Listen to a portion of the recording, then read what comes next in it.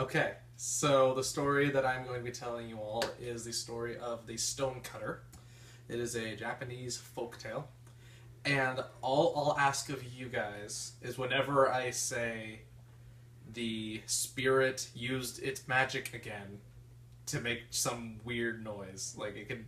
Let's just practice that really quick. So, the spirit used its magic again.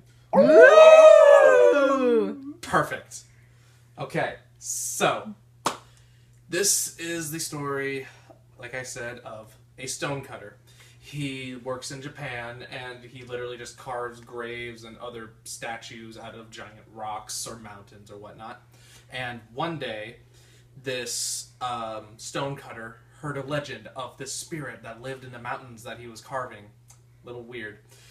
And occasionally it would pop up and would help make men's lives more prosperous or richer or whatever adjective you'd like to use.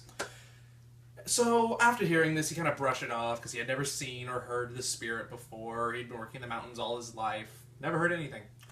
But then one day, he was delivering a gravestone to this rich man's house, and he saw that this rich man had everything. His walls were lined with tapestries, and he had giant statues everywhere, and he said to himself, man, I wish I was this rich. I wish I had all of this.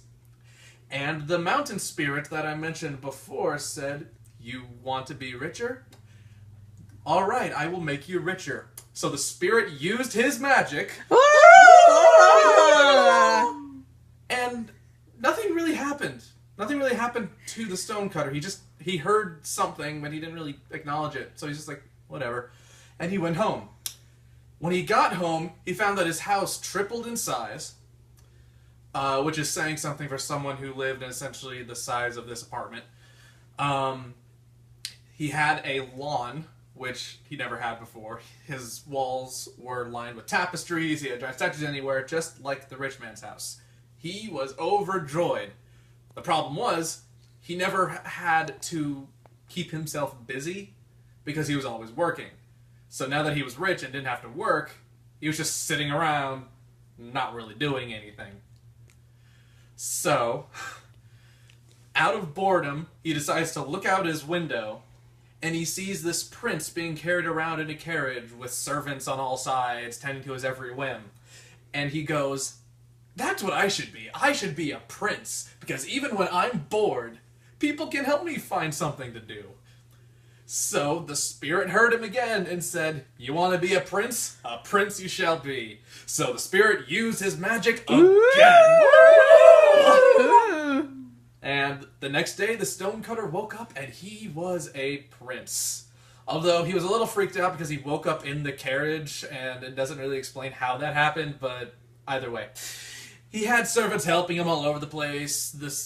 The carriage took him to this giant palace where everyone was serving him food and wine and women and all of that great Japanese palace-y things. I can't explain it. This is how the story is told.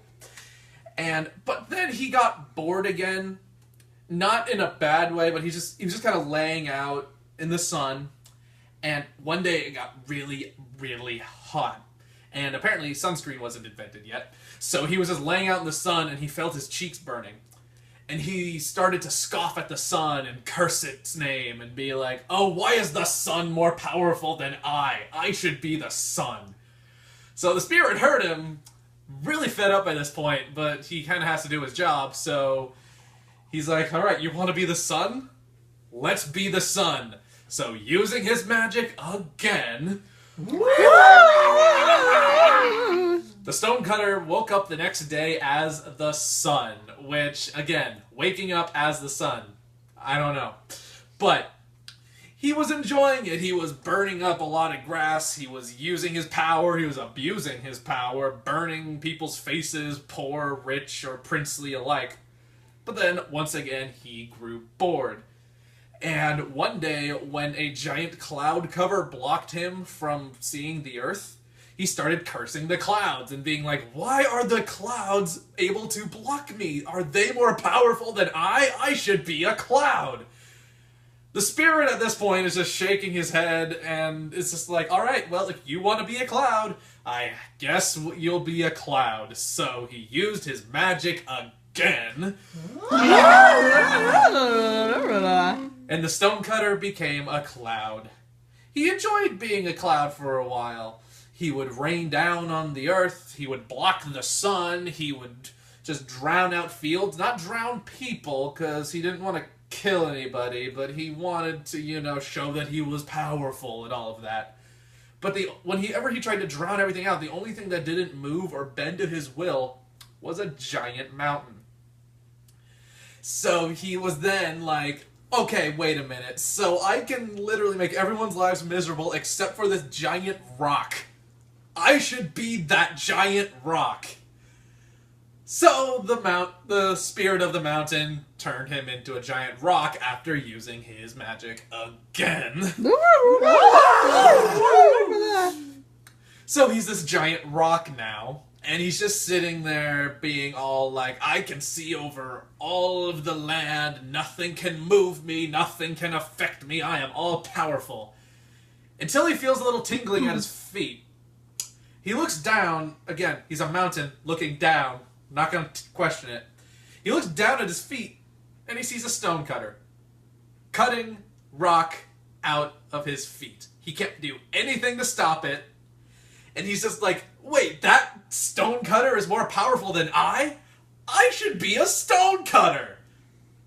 The spirit of the mountain finally is like, justice is served, uses his magic one more time. There you go. And turns the man back into a stonecutter. From that point on, the stonecutter never wanted to be more than what he already was. He was content, he was happy, and he didn't question it because that was what made him happy and that's what gave his life meaning. Oddly enough, after that, he never heard the spirit of the mountain again, and he never changed into anything after that. I'd like to think it's because he actually learned his lesson, but I think it also has something to do with the spirit of the mountain was just fed up with his crap and moved over to England or something to participate in some other magical wrongdoings. Thank you. Yay!